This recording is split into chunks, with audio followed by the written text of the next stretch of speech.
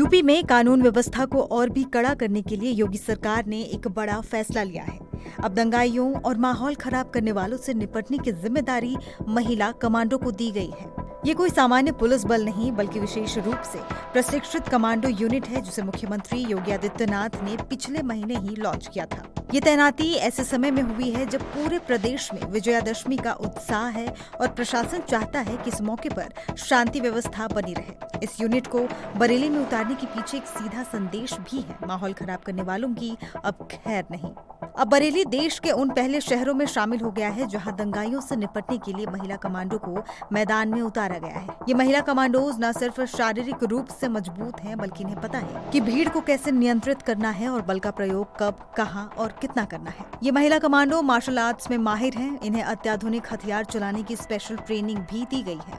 इनका काम सिर्फ भीड़ को तितर बितर करना नहीं बल्कि हिंसा फैलाने वालों को तुरंत काबू करना है। ये यूपी की पहली ऐसी महिला कमांडो यूनिट है जो दंगा नियंत्रण और संवेदनशील स्थितियों को संभालने के लिए तैयार की गई है। अब सवाल ये कि बरेली में क्यों हुई खास तैनाती। दरअसल कुछ ही दिन पहले बरेली में जुमे की नमाज के बाद माहौल काफी तनावपूर्ण हो गया था। ये तनाव आई लव मोहम्मद के बैनर और नारों को लेकर शुरू हुआ था। हालात बिगड़ते देख प्रशासन ने इत्तेहाद ए मिल्लत काउंसिल यानी IMC के अध्यक्ष मौलाना तौकीर रजा को उनके घर पर ही नजरबंद कर दिया था। उनके आवास के बाहर भारी पुलिस बल तैनात किया गया था। उस वक्त मौलाना रजा ने प्रशासन पर आरोप लगाया था कि उन्हें नमाज पढ़ने के लिए भी बाहर नहीं जाने दिया गया। उन्होंने कहा था कि सरकार मुसलमानों के खिलाफ सख्ती बरत रही है, लेकिन पुलिस ने इस मामले में तुरंत कार्रवाई की।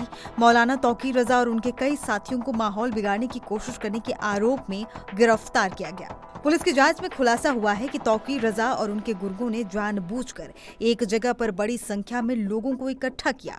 व्हाट्सएप ग्रुप की मदद से लोगों को बुलाया गया जिसका मकसद शहर का माहौल बिगाड़ना था। 25 सितंबर को मौलाना तौकीर रजा जिस घर में आकर रुके थे उस घर के लोगों को ये नहीं पता था कि तौकीर रजा क्या करने वाले हैं। फरहद जी का वो मकान था और अब फरहद भी पुलिस की गिरफ्त में है और घर वालों को एक डर सता रहा है। मेरे साथ उनकी पत्नी है। ये बताइए, मौलाना जब आए थे उसके बाद से पुलिस ने आपके पति को तो गिरफ्तार कर लिया, अब दूसरे दिन को अब आप लोग सरकार से क्या कहेंगे? हम सरकार से यही कहना चाहते हैं, हमारे बच्चों को और हम लोगों को कुछ भी ये मालूम नहीं था कि ये कुछ ऐसा होने वाला है। अगर हमें ऐसा कुछ पता होता कि तौकीर रजा के मन में क्या चल रही है क्या नहीं चल रही है तो हम वैसे ही अपनी देख रेख करते। वो तो कभी कदार हमारे घर आ ही जाते थे। इस पूरे घटनाक्रम के बाद दशहरे जैसे बड़े त्योहार से पहले महिला कमांडो यूनिट को तैनात करना ये साफ संकेत है कि योगी सरकार किसी भी तरह की अव्यवस्था या दंगों को बर्दाश्त तो नहीं करेगी। ये यूनिट दंगाइयों को काबू करने के साथ ही महिला सुरक्षा को लेकर भी एक बड़ा आत्मविश्वास पैदा करेगी। उत्तर प्रदेश की कानून व्यवस्था के लिए ये एक बड़ा कदम है।